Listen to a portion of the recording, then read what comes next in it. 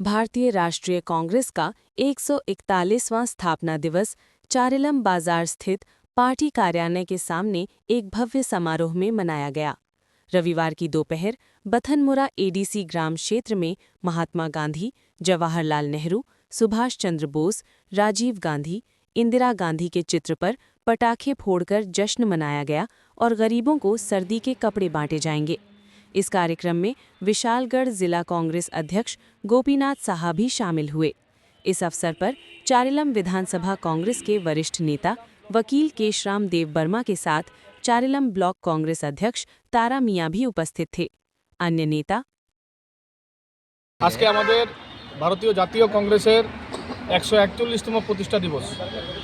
এই দিবস উপলক্ষে আমরা সর্বভারতীয় কংগ্রেস কমিটির কর্মসূচির অঙ্গ হিসাবে ত্রিপুরা প্রদেশ কংগ্রেস কমিটির নির্দেশে আমরা বিশালগড় জেলা কংগ্রেসের উদ্যোগে আজকে চরিলাম কেন্দ্রীয় কার্যালয়ে আমরা এই ভারতীয় জাতীয় কংগ্রেসের 141তম প্রতিষ্ঠা দিবস আমরা উদযাপন করলাম।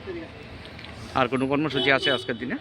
আজকের দিনে আমাদের কর্মসূচি আছে আমরা বাতানমোড়া এডিসি ভিলেজে আমরা আমতলিতে আমরা দুস্থ গরিব মানুষদের মধ্যে আমরা শীতবস্ত্র বিতরণ করব।